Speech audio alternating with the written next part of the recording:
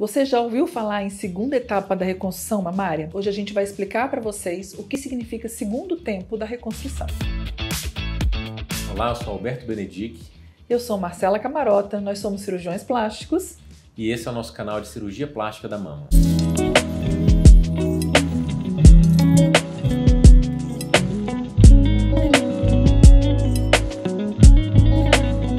É muito comum a gente explicar para o paciente logo na primeira consulta que a reconstrução é muito diferente da cirurgia estética. É tão diferente que a gente normalmente não consegue entregar o resultado pronto, bonito, numa cirurgia única. Às vezes é necessário uma segunda cirurgia para a gente fazer a finalização, o acabamento, para fazer aquilo que vai deixar a mama ter um resultado muito parecido com cirurgia estética. E é isso que a gente chama de segunda etapa da reconstrução de mama. Essa é uma das grandes perguntas, é uma das grandes dúvidas que as pacientes de reconstrução de mama têm, né?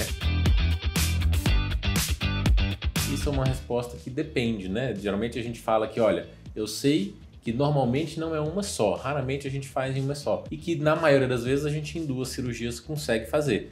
Mas nas mamas mais difíceis, geralmente pacientes com mamas grandes ou pacientes que vão ser submetidas à radioterapia e que a mama sofre muito ali com aquele tratamento, a gente pode precisar até de mais de duas cirurgias, né? Mas vamos falar da regra. Numa primeira cirurgia, que é a cirurgia de reconstrução mamária, que é imediata, ela é feita junto, no mesmo dia da mastectomia.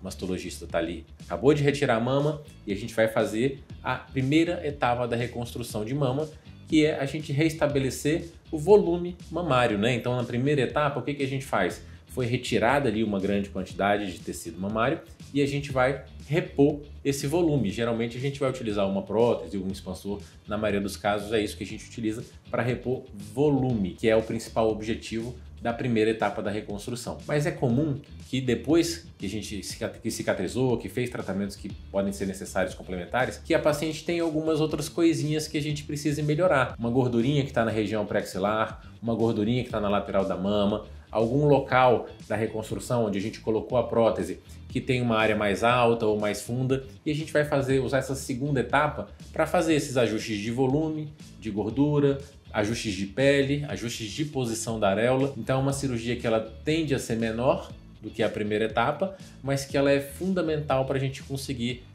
um bom resultado, um melhor resultado do ponto de vista estético, né? Eu gosto de comparar com a construção de uma casa, né? Então vamos dizer assim que a primeira etapa a gente vai levantar, né, vai fazer toda a estrutura, e na segunda etapa da construção da casa aí vem os acabamentos. Algumas pacientes fazem mastectomia bilateral, ou seja, elas retiram as duas mamas e a gente reconstrói as duas mamas. Mas algumas outras pacientes fazem mastectomia apenas na mama que tem o diagnóstico de câncer. E aí, nesse caso, a gente vai reconstruir uma única mama. E a outra mama, que a gente chama de contralateral, a gente também vai ter que mexer para que a gente consiga ter simetria entre as duas mamas. Se a gente não fizer cirurgia na outra mama, fica muito difícil que a gente consiga duas mamas semelhantes. Isso se chama mamoplastia de simetrização. É uma cirurgia estética na mama que não tem doença, para que a gente consiga contorno e volume semelhante à mama que foi acometida pelo câncer. Essa cirurgia na outra mama, ela pode ser simultânea se a paciente preferir, sabendo que isso não evita que precise de um ajuste num segundo tempo de cirurgia. Ou ela pode ser deixada para uma segunda cirurgia. Então isso é importante vocês entenderem que também, dependendo dessa escolha da paciente, a gente tem que tratar a mama contralateral numa segunda cirurgia ou não. Essa mama oposta que a gente fala é uma cirurgia que é muito, muito importante. A melhor maneira da gente deixar as duas coisas parecidas é fazer coisas parecidas dos dois lados, né? Então, se a paciente faz uma cirurgia de retirada da mama, faz uma reconstrução de mama e não mexer na outra mama, vai ficar uma coisa muito diferente. Depois que a gente termina o tratamento, que a paciente consegue a cura, o que passa a ser mais importante a partir desse momento é que as duas mamas tenham uma boa simetria de posição, de volume, para que ela consiga vestir as roupas normalmente, voltar a ter uma vida normal do ponto de vista social e do ponto de vista psicológico, né, Marcela? Exatamente. Um deles é quando a cirurgia é muito agressiva, então é importante o diagnóstico ser precoce para que a gente consiga fazer cirurgias mais tranquilas, cirurgias que sejam menos agressivas para a mama e a gente consiga fazer uma reconstrução que fique mais bonita, com a pele mais preservada, uma reconstrução que fique mais tranquila de ser feita, e também um diagnóstico que permita que a paciente não faça radioterapia, né, Marcela? Eu acho que é o grande vilão da reconstrução. Se fosse para eleger, assim, qual é o fator que atrapalha mais na qualidade da reconstrução, eu diria que é a radioterapia, né, Marcela? O que você acha? Eu acho que atrapalha mais na reconstrução. Eu acho que de todos os tratamentos, o que mais impacta na qualidade de vida da paciente a longo prazo também é a radioterapia. Então a gente deve pesar, colocar na balança sempre muito bem todos os tipos de tratamento e os tipos de cirurgia a serem realizados, pensando sempre numa qualidade de vida a longo prazo, já que o câncer de mama hoje é uma patologia, uma doença que é tratável. As pacientes costumam falar, e até alguns médicos costumam falar, que a radioterapia estraga a prótese de mama. Gente, prótese de mama é um silicone, é um plástico. A radioterapia não estraga a prótese de mama, mas a radioterapia, principalmente se ela for uma radioterapia agressiva, uma radioterapia muito intensa, ela afeta todos os tecidos que compõem a mama. Então a prótese ela fica intacta, mas os tecidos são afetados e podem levar essa mama a ficar endurecida. E aí a gente vai ter o que a gente chama de contratura capsular após a realização da radioterapia, e isso vai acontecendo lentamente ao longo dos anos. Às vezes pode ser nos próximos 6 meses depois da radioterapia, às vezes pode ser 2, 3 anos, até mais, né, Alberto?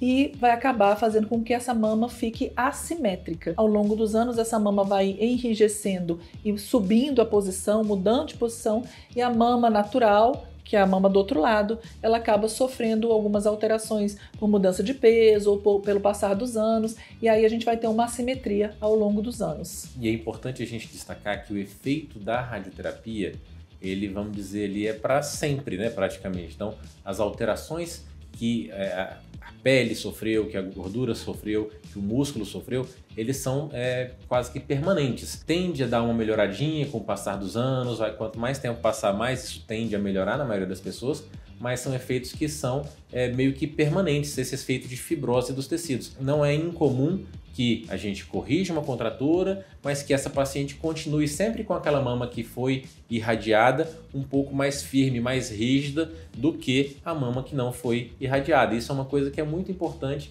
de ser discutida com o mastologista, com o oncologista, na hora de se escolher o tratamento, né? Porque a radioterapia ela tem o seu benefício em atuar localmente ali nos casos que tem indicação, mas ela também traz essas consequências, né? Então, o diagnóstico precoce é importante. Quanto mais a gente conseguir evitar de fazer a radioterapia na mama, melhores vão ser os resultados, tanto do ponto de vista estético da reconstrução, como para a qualidade de vida daquela paciente, né? Que ela não vai ficar com aquele tecido enrijecido. Algumas pacientes ficam com desconforto, com dor por muito tempo depois que fazem a radioterapia, né? Às vezes até na mobilização do braço.